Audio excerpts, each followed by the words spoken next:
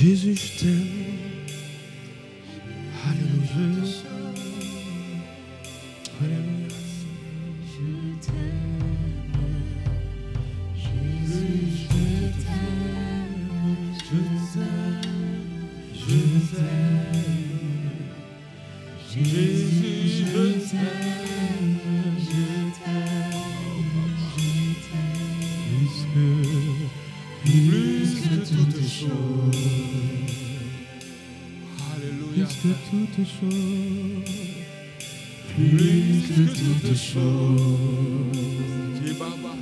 plus que toutes choses, plus que toutes choses.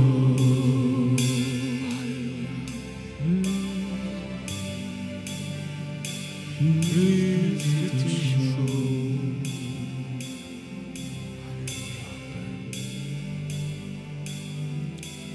Wow. Seigneur, nous découvrons ton amour à travers ta parole. Nous découvrons, Père, ton amour à travers la crucifixion et la résurrection de ton Fils. Seigneur, nous désirons demeurer dans ton amour. Nous désirons manifester ton amour. Seigneur, à toi la gloire, Père. Dans le nom de Jésus. Amen. Wow. On peut acclamer le Seigneur ce matin.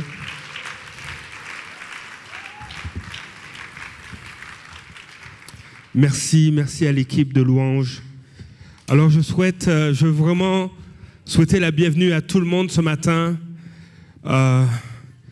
C'est un privilège comme pasteur de pouvoir célébrer cette Pâque avec vous. Nous célébrons, oui, la crucifixion, mais aussi la résurrection de Jésus-Christ. Et ce matin, nous voulons tout de même saluer la famille de notre sœur Reine qui a perdu son grand frère le 10 avril dernier. Et toute la communauté de foi du Carrefour des Nations veut vraiment soutenir notre sœur. Et soyez à l'aise, famille du Carrefour, de la contacter pour l'encourager. Il est décédé au Burkina Faso, donc juste garder cette famille en prière.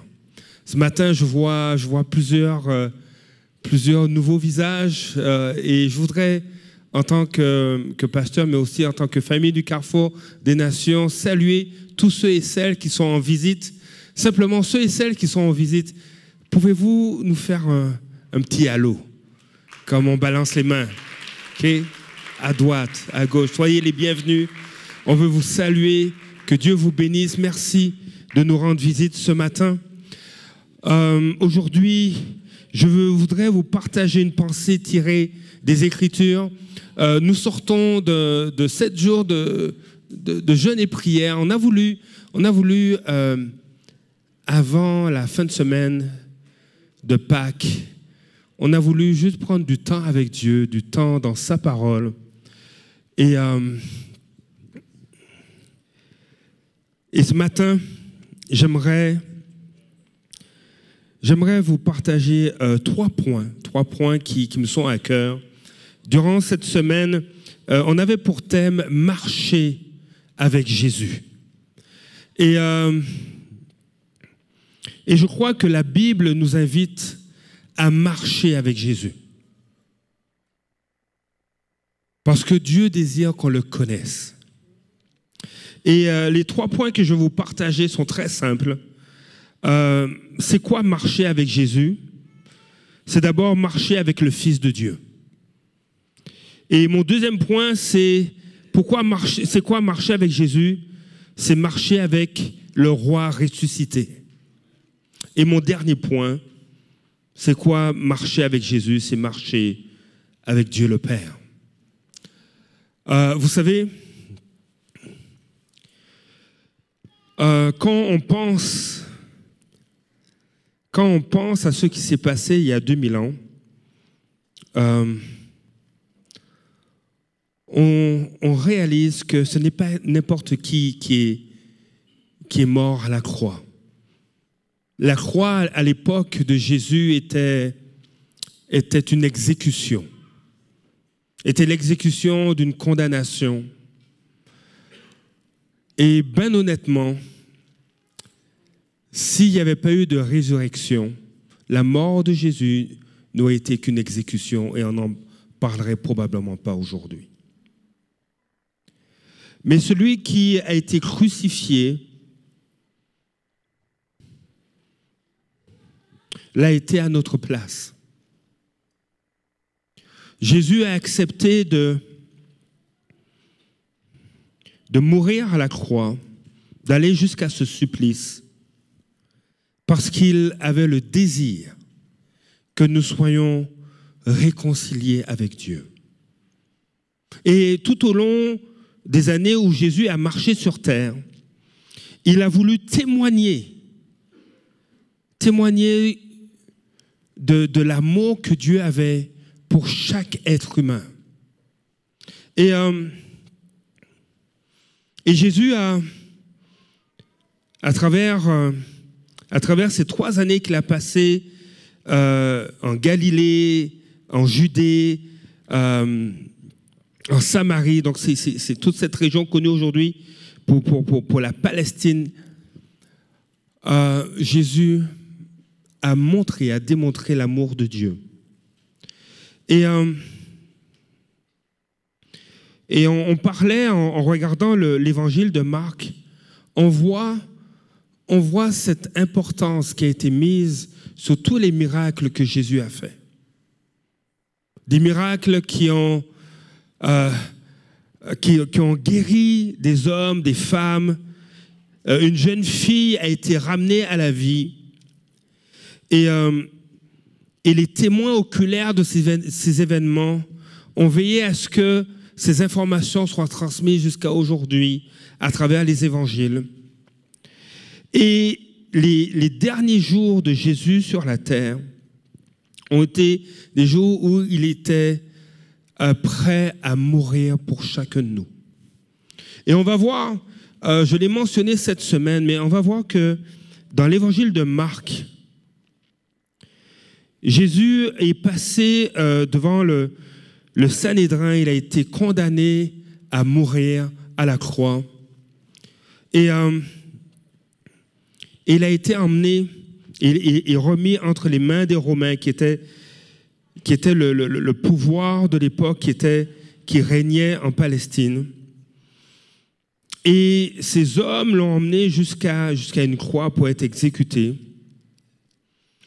Et lorsque Jésus a été sur cette croix, il a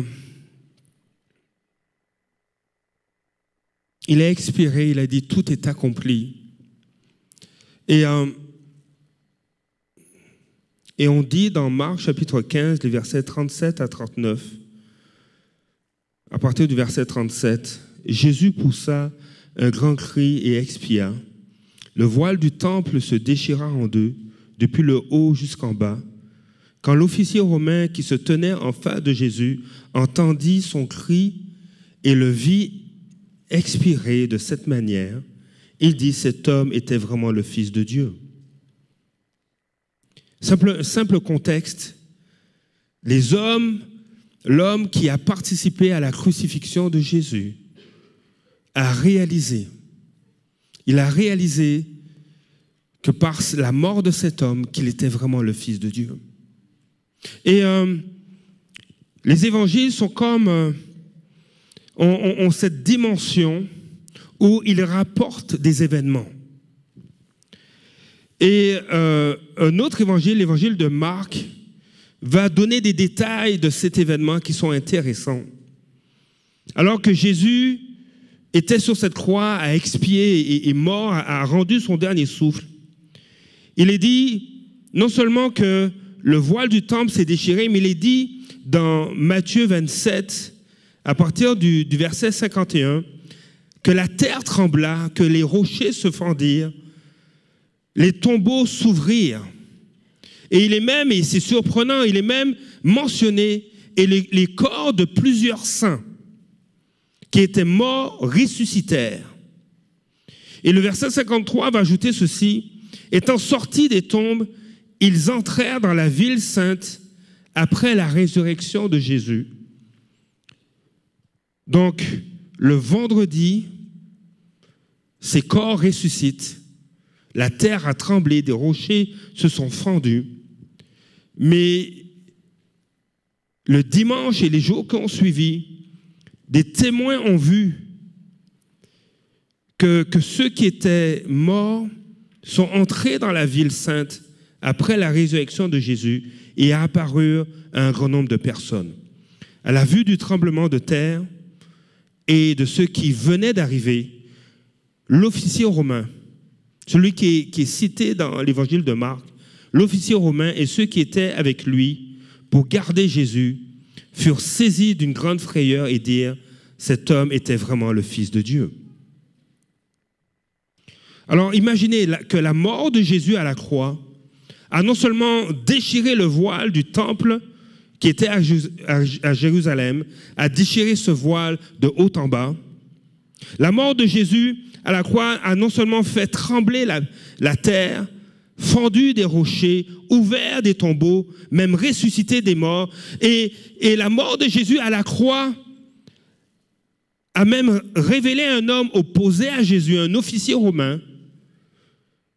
Sa mort a révélé que Jésus était le Fils de Dieu.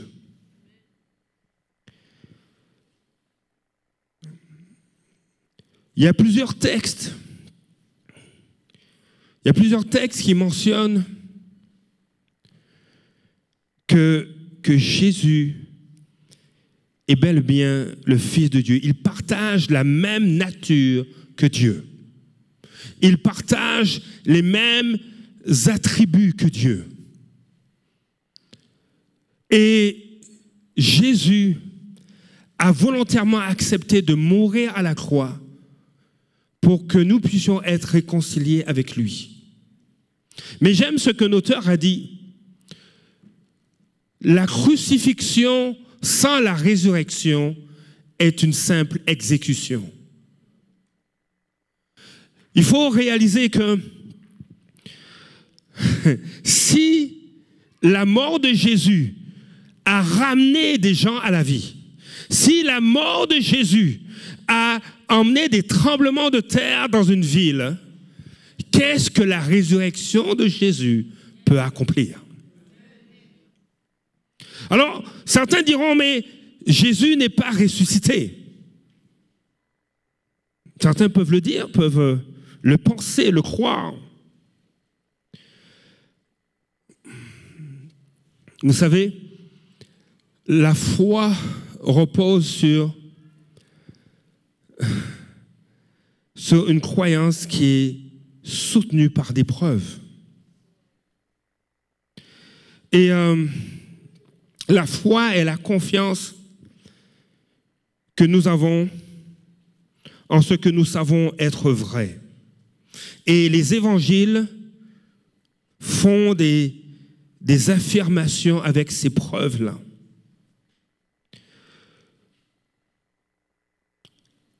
Lorsque Jésus a été livré, a été arrêté, quel était le comportement des disciples? Les disciples ont été effrayés. Ils avaient peur. Il y en a un qui a même renié Jésus. Celui qui dit, moi, je suis le plus tough de la gang. Je suis toujours le premier prêt à lever les poings et à se battre. Je suis un leader né, naturel, reconnu de tous. Et j'ai même dit à Jésus, t'inquiète, on est en train de manger, mais j'irai là où tu iras, je serai toujours avec toi. Et cet homme d'influence, du nom de Pierre, lorsque Jésus a été arrêté, il a suivi Jésus à distance. Et dans ce moment sombre, ce moment d'incompréhension, comment ça, le Messie, cet homme qui a même ressuscité une jeune fille, ramené à la vie une jeune fille de 12 ans, comment cet homme qui a ouvert les oreilles d'un homme qui était sourd, redonné la vue à un aveugle,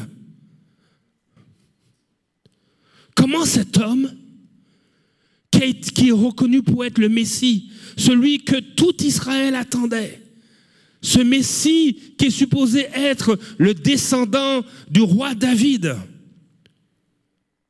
qui devait régner, qui devait être le roi d'Israël. Comment cet homme a été arrêté? Et alors que Jésus est arrêté, Pierre suit les officiers qui ont arrêté Jésus. Il suit ces hommes, il suit Jésus de loin et il se retrouve dans la cour du Sanhédrin. Il se retrouve là-bas et il y a plein de gens le soir. Et il y a certaines personnes qui disent, mais toi, Pierre, on te connaît, tu es un Galiléen, tu es un disciple de ce Jésus qu'on vient d'arrêter. Et Pierre va renier 3 fois.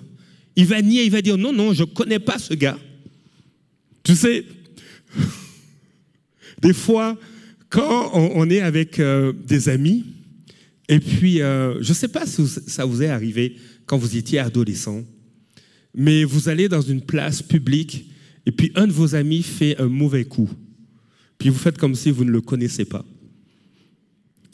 OK? Pierre, il a fait un peu ça. Il a fait comme s'il ne connaissait pas Jésus. Parce qu'il avait peur.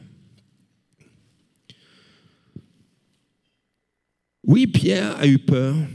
Et les autres disciples, eux, ils ont fui. Ils ont disparu. Et quand Jésus est mort à la croix, certains disciples se sont occupés du corps de Jésus, mais les autres, le samedi, ils avaient peur.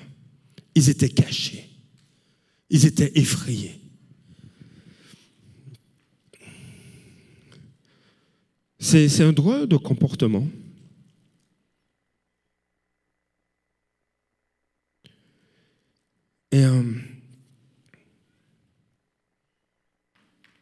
Et l'histoire va raconter que ces mêmes disciples qui étaient effrayés, qui avaient peur, ont été des hommes et des femmes qui ont parlé dans le monde entier de Jésus, de Jésus-Christ ressuscité. Ils ont été mis au banc de la société. Et des forces politiques, religieuses, ont tenté de les réduire au silence. Comment ça, des hommes et des femmes qui se sont cachés? Comment ça, des disciples qui ont renié Jésus, à la fin de leur vie, ne vont jamais changer leur discours? Au point que Pierre, qui avait renié Jésus, a été crucifié la tête en bas. André, qui avait fui, a été crucifié sur une croix aussi. Jacques, qui se cachait, a été décapité à Jérusalem. Philippe a été pendu. Thomas a été torturé avec des lances. Matthieu a été décapité. Vous savez, il y avait, parmi les disciples de Jésus, il y avait deux disciples qui s'appelaient Jacques. Donc l'autre Jacques a été lapidé. Thaddée a été criblé de flèches. Simon a été crucifié. Barthélemy a été écorché vif. Jean a été jeté dans de l'huile bouillante et il n'est pas mort. Et il a été exilé sur l'île de Patmos. Parce que tous ces hommes parlaient de Jésus, Jésus ressuscité.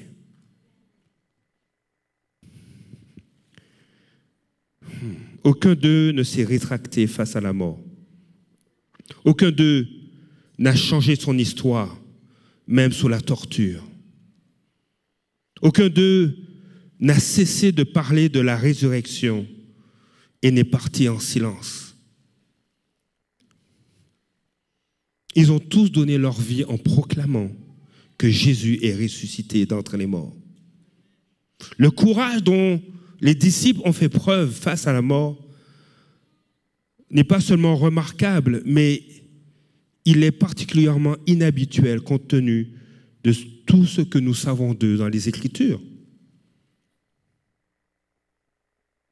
Ce changement de comportement, de passer d'un homme qui renie Jésus à un homme qui meurt pour Jésus, de passer d'hommes et de femmes qui ont pris leurs jambes à leur cou pour être des ambassadeurs, des proclamateurs de cette bonne nouvelle que Jésus est ressuscité. Ce changement est dû à une seule chose.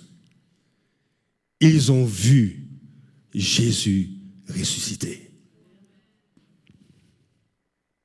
Ils ont parlé avec Jésus ressuscité. Ils ont marché avec lui alors qu'il était ressuscité. Ils l'ont touché. Ils ont touché à Jésus qui est ressuscité. Et je disais que le mot évangile a été repris par Marc parce que ce mot en grec était au pluriel et signifiait de bonnes nouvelles, de victoire. Et était souvent utilisé dans un contexte militaire. Or, Marc est en train de dire commencement de l'évangile de Jésus-Christ, le Fils de Dieu. Et il écrit cet évangile afin que des non-juifs, y a-t-il des juifs parmi nous? Donc afin que des non-juifs sachent ce qui s'est passé à Jérusalem. Sachent que l'histoire de l'humanité a pris un tournant majeur et éternel à cause de la crucifixion et la résurrection de Jésus. Et Marc a fait le choix d'utiliser le mot évangile pour dire ce n'est plus des bonnes nouvelles, mais il y a une bonne nouvelle de victoire.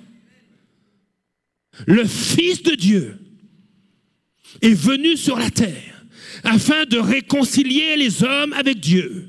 Et il est venu pour accomplir ce que la loi ne pouvait pas faire. Vaincre le diable, vaincre le péché et vaincre la mort, afin que les êtres humains soient réconciliés avec Dieu et puissent vivre éternellement avec Dieu. Vous savez, ce n'est qu'en étant en relation avec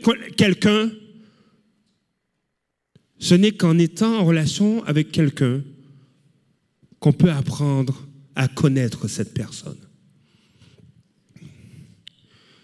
Et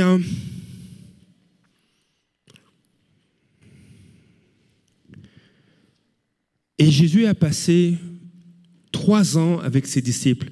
Les évangiles n'ont pas pu raconter tout ce que Jésus a fait. Même un autre auteur, celui qui a écrit l'évangile de Jean, dit « Si nous devions écrire tout ce que Jésus a accompli, il n'y aurait pas assez de livres. »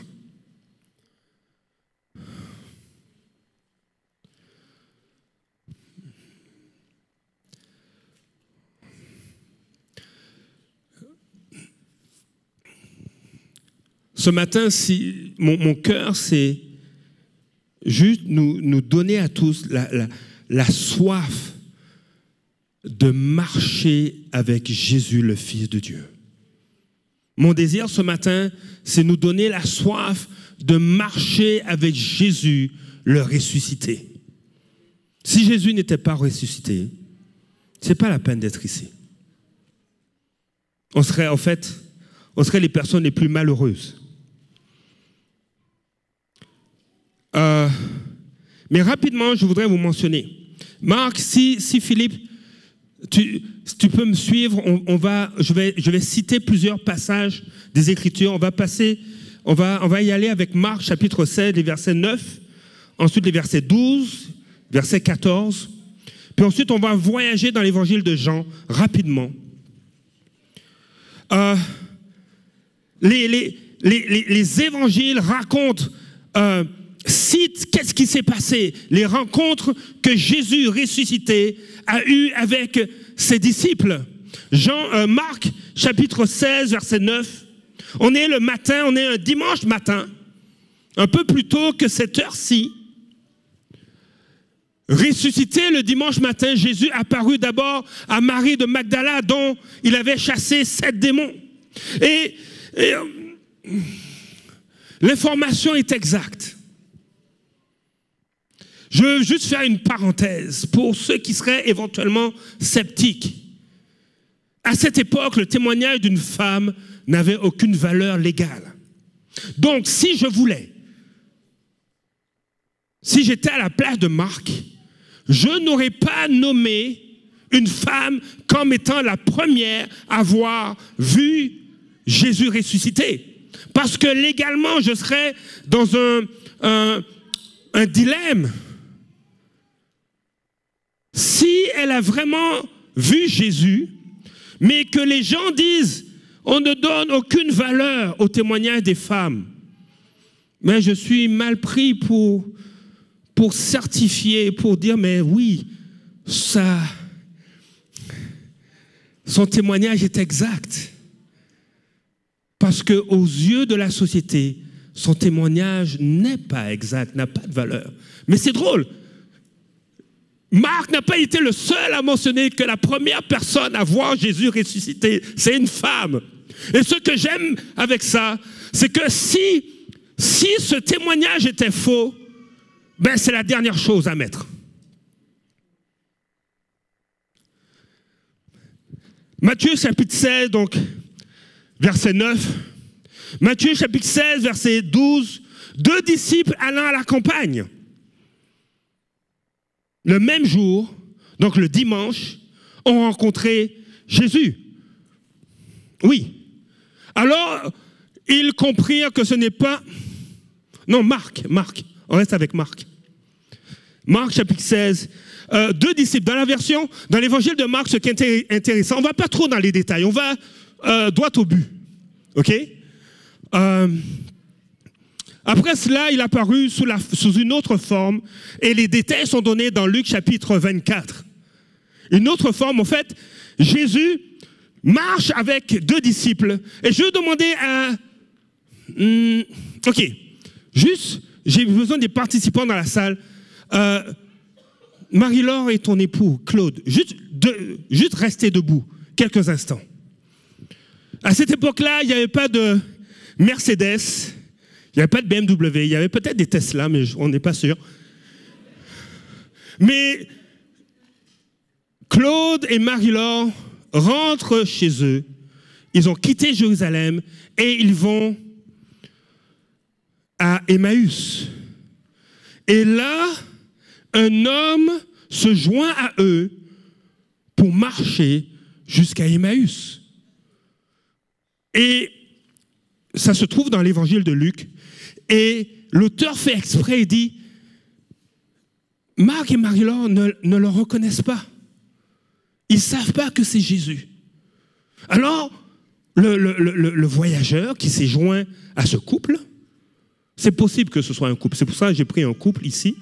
Parce que les 2 disciples, ça se pourrait que ce soit un couple. Ça se tient. Historiquement, ça se tient. Alors, le voyageur dit, mais pourquoi vous avez la mine sombre? Alors, vous pouvez vous retourner, que tout le monde voit votre mine sombre. Pourquoi avez-vous la mine sombre? Qu'est-ce qui se passe? Et là, ils répondent à ce voyageur, ne sais-tu pas ce qui se passe? Tu n'as pas de réseaux sociaux, tu ne peux pas regarder. Mais ça fait le buzz partout. celui qu'on appelle Jésus, il est mort. On pensait qu'il était le Messie, mais ce prophète-là est mort.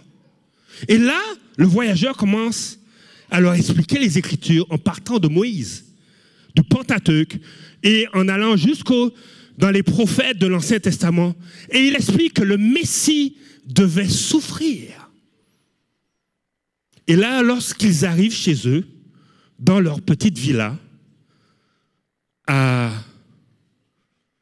Emmaüs, Lévi-Emmaüs, on va dire, parce qu'ils sont de Lévi.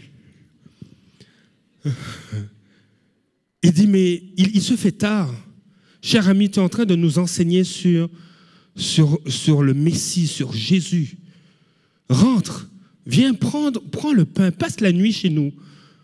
Et puis demain, tu continueras ton chemin. Et hospitalier comme sont Marie-Laure et Claude, Jésus rentre. Mais ils ne savent pas que c'est Jésus. Il prépare à manger, il s'assoit. Et Jésus dit, permettez-moi de rompre le pain. Il rompt le pain. Et les yeux de Claude et Marie-Laure s'ouvrent et ils reconnaissent que c'est Jésus. Tout le long de la route, tu ne savais pas que c'est Jésus. Et là, ils reconnaissent que c'est Jésus. Et ils tombent à la renverse, ils capotent, leur cœur bat.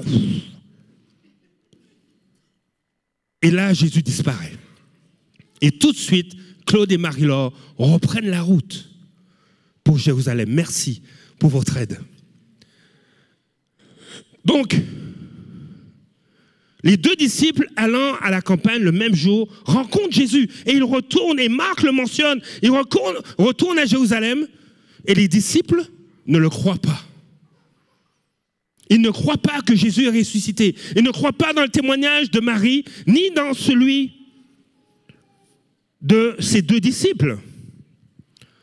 Il y a une honnêteté, il y a une honnêteté dans le texte. Les faiblesses des disciples ressortent, pas pour les humilier, mais pour montrer la réalité de ce qu'ils ont vécu. C'est pourquoi Jésus comprend des fois notre scepticisme. On a besoin de preuves. Et Jésus aime ce défi-là. Il aime ça. Il aime ça. Celui qui a vaincu la mort, celui que la Bible présente comme le Fils de Dieu, le Prince de la paix, ne craint aucun défi. Dans Jean chapitre 1, il est dit que Jésus était là, même au commencement. Il était là, il était la parole. Oh, quelle pression Jésus peut prendre et se sentir instabilisé? Aucune. Donc, on peut être sceptique, mais Jésus veut se révéler à toi aussi. D'autres éléments. Marc 16, verset 14. Un peu plus tard, le soir, alors que les disciples étaient à table, enfin il apparut aux 11. Pendant qu'ils étaient à table, il leur reprocha leur incrédulité et la dureté de leur cœur parce qu'ils n'avaient pas cru ceux qu'il avait vus ressusciter. C'est drôle, hein? C'est pas romancé. C'est communiqué. L'information est claire. Jean, chapitre 20, verset 26. Là, on était le dimanche. On était aujourd'hui, un dimanche. Mais là, on est 8 jours plus tard, un lundi. Jean, chapitre 20, verset 26. 8 jours après, les disciples de Jésus étaient de nouveau dans la maison et Thomas se trouvait avec eux. Jésus vint alors que les portes étaient fermées, se tint au milieu d'eux et dit que la paix soit avec vous.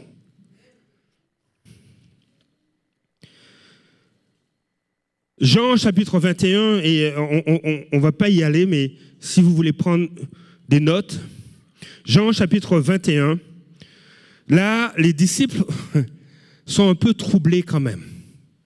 Ils se posent des questions. Et ils sont allés à la pêche. Pierre est allé pêcher parce que c'était sa profession. Et puis, quand ils revenaient de la pêche, Jésus avait préparé un barbecue de poissons fumés et tout. Semble-t-il, c'était délicieux. J'aurais aimé être là. Mais je veux attirer votre attention sur Luc chapitre 1.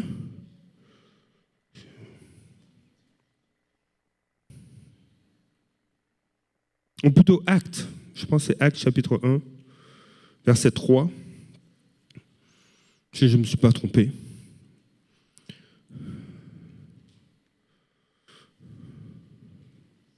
Ah, non, Luc chapitre 1, verset 3 va dire ceci. Il se présenta à eux vivant et leur en donna de nombreuses preuves.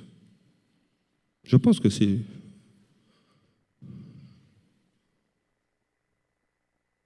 Non, donc ça doit être Marc, ça doit être Actes. Je m'excuse pour cette erreur. On va juste vérifier. C'est Actes, hein? Voilà, c'est ça. Après avoir souffert, il se présenta à eux vivants et leur en donna de nombreuses preuves.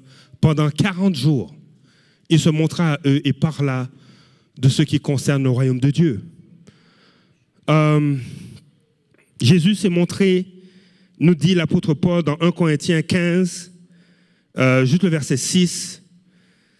Après, il s'est montré à plus de 500 frères et sœurs à la fois.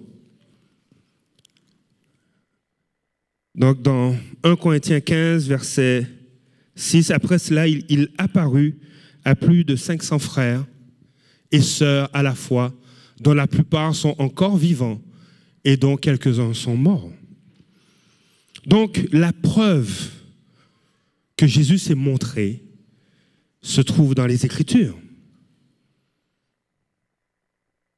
Et si Christ n'était pas ressuscité, tous les disciples seraient morts d'une mort atroce pour perpétuer intentionnellement un canular.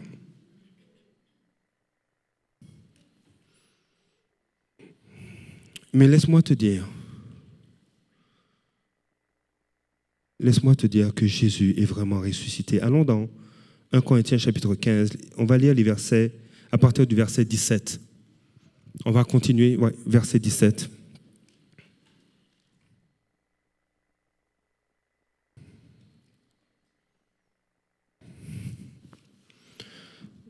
Alors, si Christ n'est pas ressuscité, votre foi est inutile. Vous êtes encore dans vos péchés. Verset 18. Et par conséquent, ceux qui sont morts en Christ sont aussi perdus. On va continuer. Si c'est pour cette vie seulement que nous espérons en Christ, nous sommes les plus à plaindre de tous les hommes. Verset 20. Mais, en réalité, Christ est ressuscité, précédant ainsi ceux qui sont morts. Il y a cette déclaration que Paul fait. Et non seulement cette déclaration que Paul fait est à autorité, mais est accompagnée. Et a été accompagnée tout au long du ministère des apôtres, a été accompagnée de miracles qui confirmaient la parole qu'ils annonçaient. Et encore aujourd'hui, cette parole est accompagnée de miracles, de restauration des vies. Vous savez, marcher avec Jésus, c'est marcher avec le Fils de Dieu. Et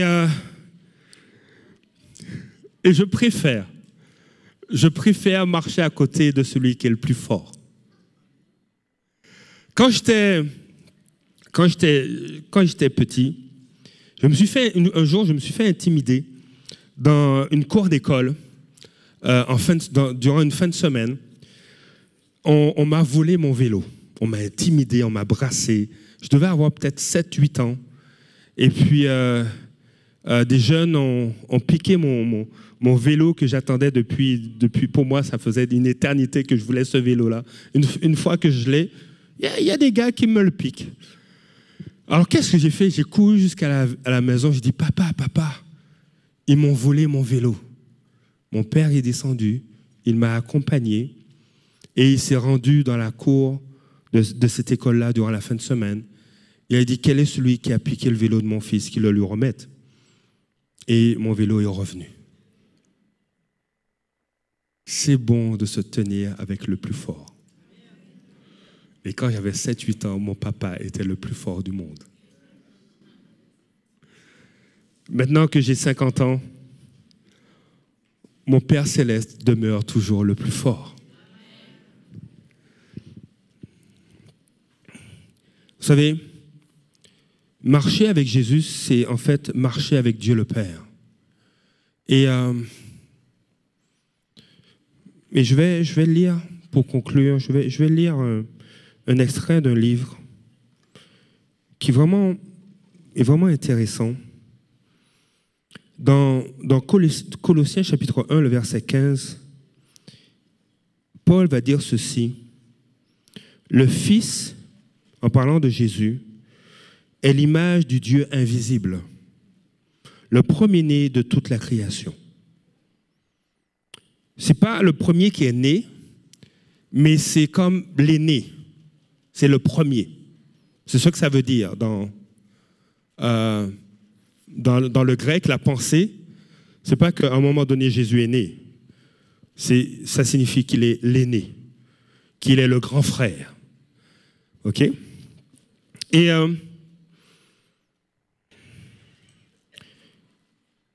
il est important de réaliser que, vous savez, on peut être à l'aise avec des amis, très confortable. Vous savez, il y a un chef de gang à New York. Il a commencé à avoir une vie criminelle parce qu'il n'était pas le bienvenu chez lui.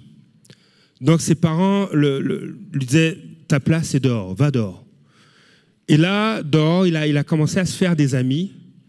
Et puis, il a réalisé qu'il a certains talents, notamment pour se battre et pour diriger.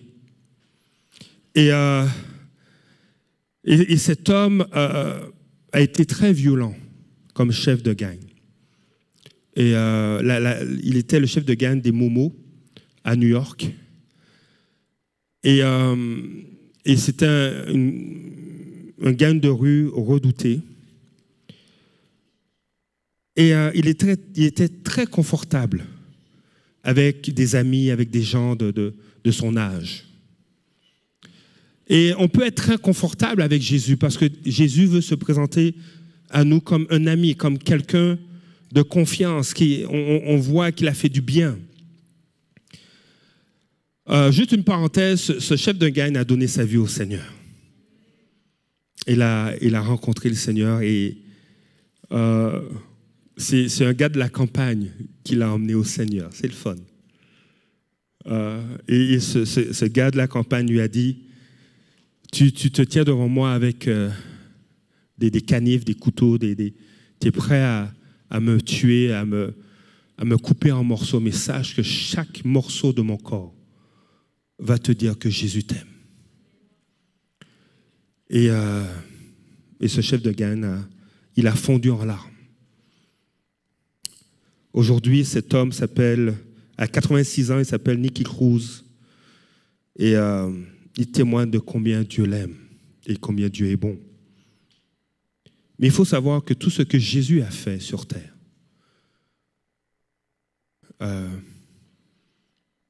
représentait tout ce que Dieu est.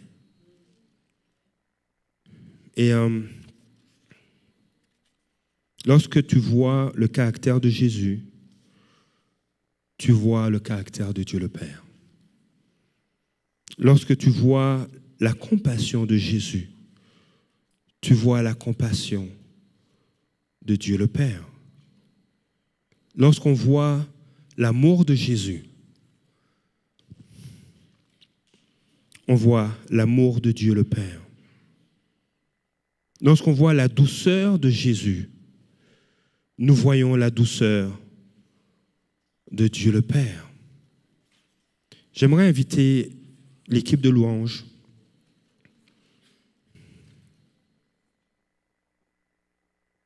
Voici ce que Dieu dit. Et c'est pourquoi j'aime Jésus, je veux marcher avec le plus fort. Et quand on marche avec Jésus, en réalité, on est conduit à marcher avec Dieu le Père. On va aller dans l'Ancien Testament, on va finir avec ce verset. Osée chapitre 11.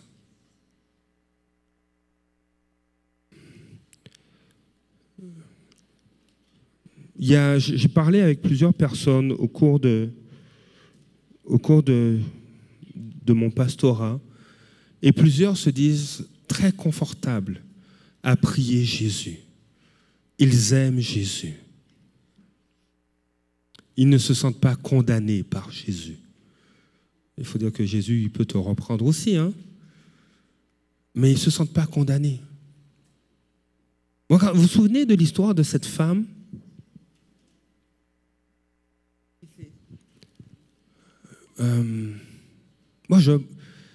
Imaginez cette femme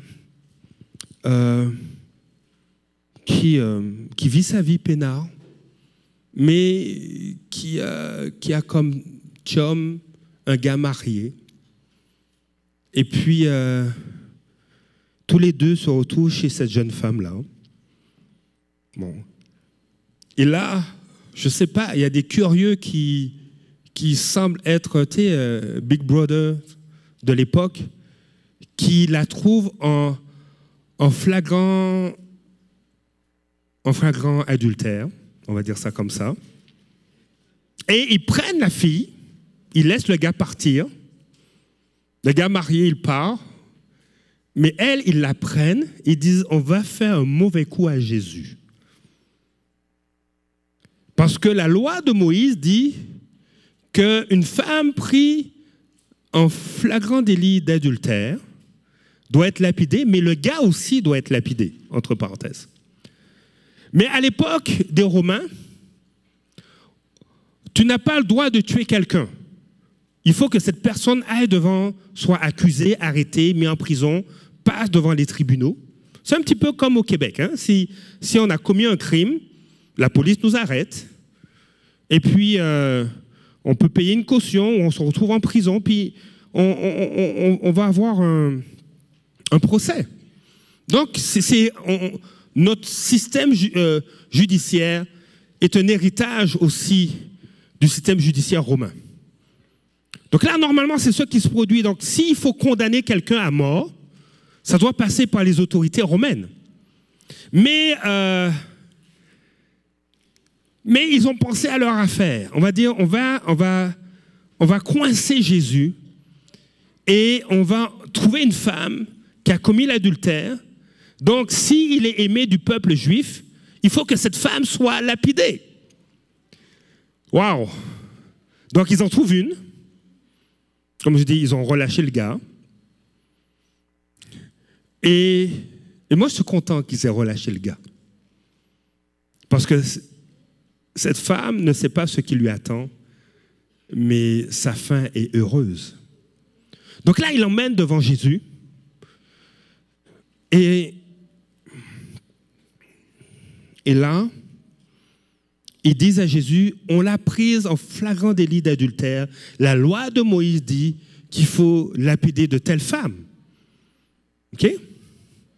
Mais ce que le texte ne nous dit pas, mais que le contexte nous permet de comprendre, ils n'ont pas le droit de le faire.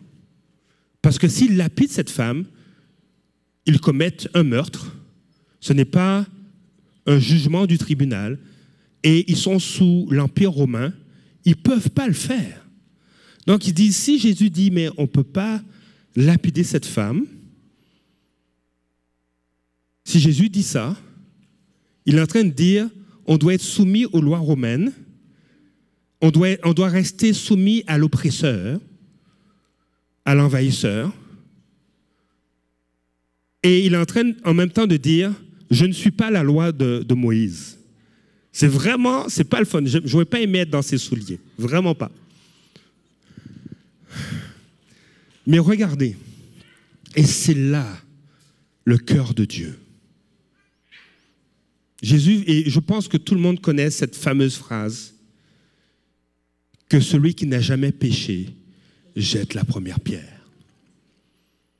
Moi, je n'aurais jamais pensé à cette réplique. Je ne sais pas de votre côté, mais moi, je n'aurais jamais pensé à ça.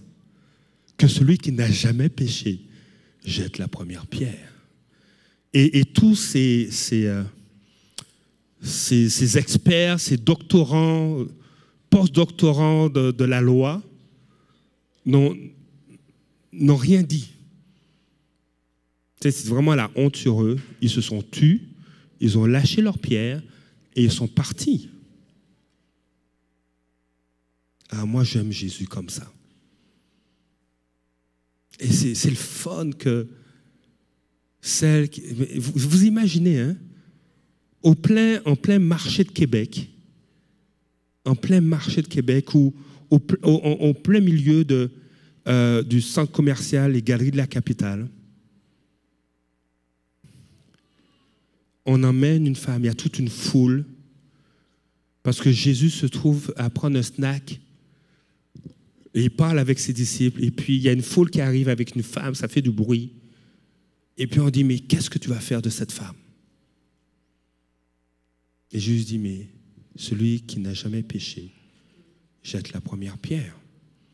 Et un silence se fait, la foule se dissipe, et cette jeune femme humiliée, honteuse, est là à terre, et Jésus lui dit,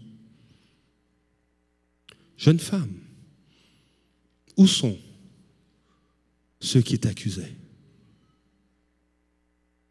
Ah, waouh!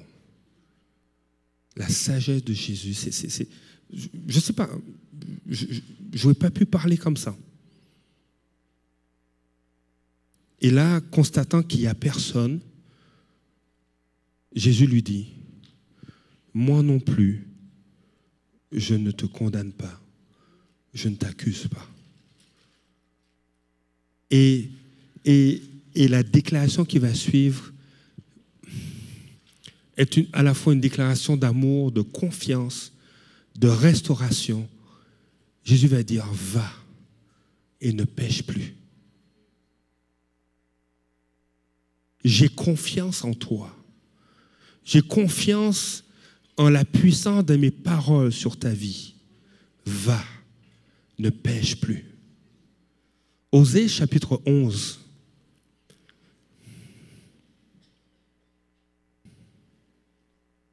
Verset 4. Jésus exprime le cœur du Père. Et c'est Dieu qui parle et qui dit, je les ai tirés avec des liens d'humanité, avec des cordages d'amour.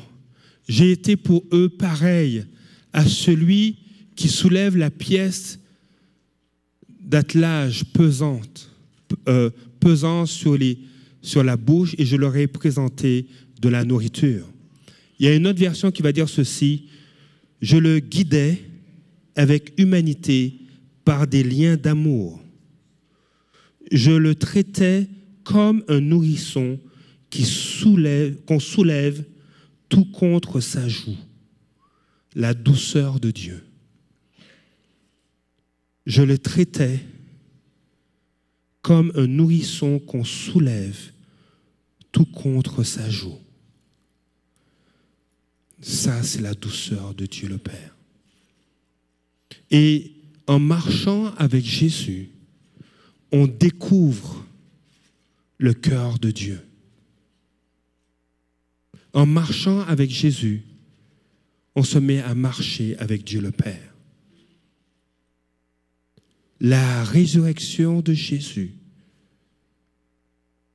nous garantit que nous pouvons avoir accès à ce Dieu-là. Est-ce que tu veux donner ta vie à Jésus? Est-ce que tu veux marcher avec Jésus? Alors que l'équipe va commencer à jouer, j'aimerais t'inviter à répondre à cette question. Si tu veux marcher, ou veux-tu marcher avec ce Jésus-là, qui est le Fils de Dieu,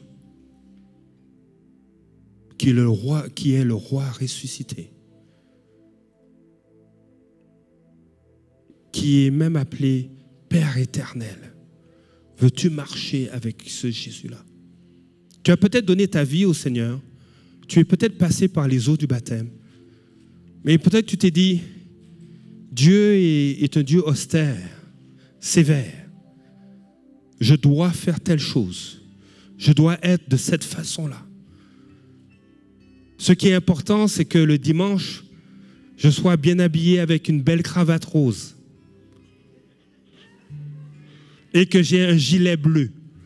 Donc ceux qui n'ont pas de gilet bleu et qui n'ont pas de cravate rose, ça ne va pas.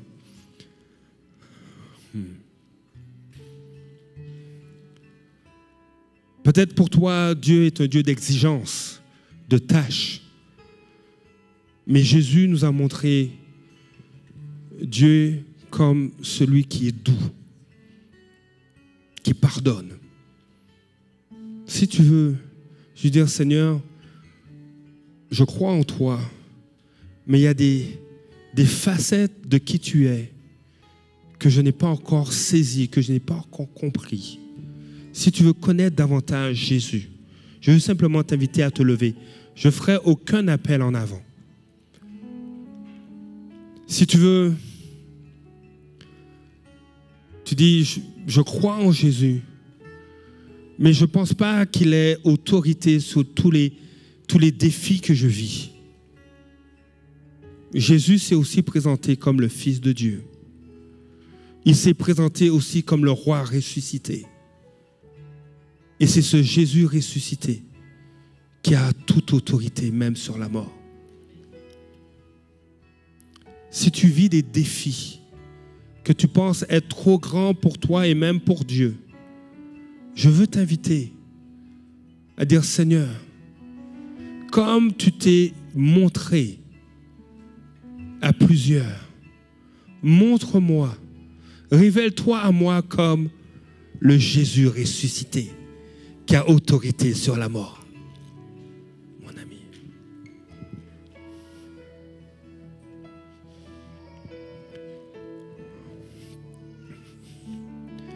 Jésus, et tu as entendu parler de Jésus.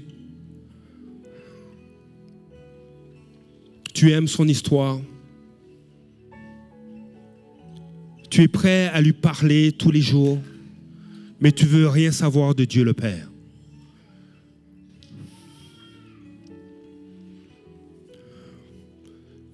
Jésus veut te conduire au Père.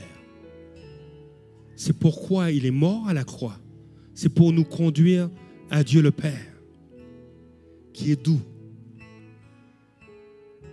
qui, dans des moments d'épreuve, moi j'avais besoin de mon papa. J'étais petit, on m'avait intimidé, on m'avait volé ce qui était précieux pour moi. Et mon père est venu me défendre.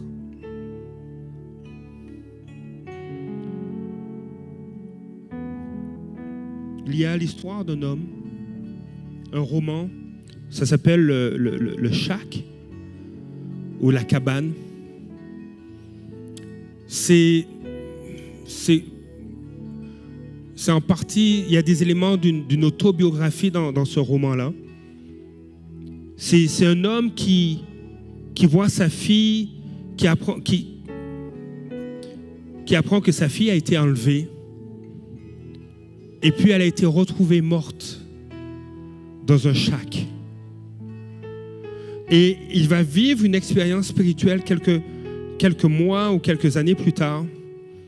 Dieu, il va recevoir une lettre et qui le conduit, il va devoir se rendre dans cette cabane dans la forêt où sa fille a été tuée. Et là, il va rencontrer Dieu. L'histoire, c'est un roman, mais c'est vraiment intéressant. Et pour rencontrer Dieu, il passe par Jésus. Et dans cette histoire, il est mentionné qu'il rencontre Dieu, mais Dieu a les traits d'une femme, d'une maman. Et cette illustration est très biblique, dans le sens que Dieu va dire, si ta mère t'abandonne, moi je ne t'abandonnerai pas. Dieu, il dit, Jésus va dire, mais j'ai même voulu vous rassembler comme une poule rassemble ses petits. Il y a des passages dans l'Ancien Testament où Dieu parle de son amour et le pronom utilisé est un pronom féminin. Il aime. Mais ça faisait allusion à l'amour qu'une femme peut avoir pour son enfant. Et dans cette histoire, à un moment donné, dans cette histoire, dans ce livre, il dit, il dit au personnage principal, tu vas devoir affronter les blessures que tu vis. Et cette fois-ci, tu as besoin de Dieu le Père, Dieu Papa qui est là. Cet homme qui est prêt à te soutenir, à te défendre et à te relever. Et nous avons besoin de vivre une pleine restauration de notre perception de Dieu. Dieu est un bon Père et il veut que tu le saches. C'est pourquoi il a envoyé Jésus pour te conduire au Père. Si tu désires connaître Dieu le Père, si tu veux guérir de blessures, je t'invite à te lever et nous allons prier. Et je vais prier, je vais être court et je vais laisser l'équipe de louange nous emmener dans un chant. Seigneur, ce matin, Seigneur, tu es venu sur terre pour qu'on puisse marcher avec toi. Et marcher avec toi, Jésus, c'est marcher avec le Fils de Dieu. Seigneur, je prie, Seigneur, que ceux et celles qui se sont levés puissent expérimenter dans leur vie quotidienne, face à leurs défis, la puissance, l'autorité, le secours qui se trouve dans le fait de marcher avec Jésus, le Fils de Dieu.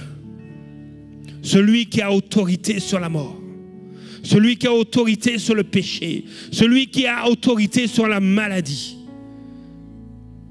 Seigneur, je te prie d'étendre ta main. Tu vois les défis. Tu vois cette sphère de vie qui semble dépasser, que ce soit la maladie, que ce soit des relations saines, que ce soit des pensées qui habitent les cœurs, des pensées qui détruisent, qui sont toxiques. Alors que nous étions dans cette semaine de jeûne et prière, une jeune femme a témoigné que alors qu'elle adorait Dieu, qu'elle louait Dieu, elle a vécu quelque chose et elle en a été témoin. Elle a été témoin de ce qu'elle a vécu quelques jours plus tard parce qu'elle était assaillie de pensées. Et ces pensées n'étaient plus là quelques jours plus tard. Tu es celui qui renvoie libre de toute pensée destructrice, de toute pensée qui avilit. Dans le nom de Jésus, Seigneur, tu prends ces pensées et tu les jettes au pied de la croix afin qu'elles y demeurent. Au nom de Jésus. Seigneur, je prie pour ceux qui ont besoin du roi ressuscité, de Jésus ressuscité. C'est dans le nom de Jésus. Seigneur, tu as autorité sur la mort. Tu as autorité sur la maladie. Seigneur, je prie maintenant que ceux qui sont souffrants dans leur corps puissent être touchés par toi, toi qui guéris. Seigneur, je prie maintenant pour ceux qui ont besoin d'être réconciliés, de vivre une saine relation avec toi, Père Céleste. Je le guidais avec humanité dans des liens d'amour. Je le traitais comme un nourrisson qu'on soulève tout contre sa joue. Seigneur, je te prie de guérir les cœurs. Seigneur, marcher avec toi, Jésus, c'est marcher avec Dieu le Père. Seigneur, tu restaures maintenant. Et Seigneur, je sais que ces femmes et ces hommes qui se sont levés vont célébrer le ressuscité. Ils vont le célébrer parce qu'ils vont l'expérimenter tous les jours de leur vie, en méditant ta parole, en te faisant confiance. Seigneur, je te dis merci pour la délivrance. Merci. Merci, Seigneur, de ce que tu nous invites à marcher avec toi, Jésus. Seigneur, nous voulons te célébrer ce matin. Et Seigneur, ensemble, nous disons gloire à Jésus et Amen.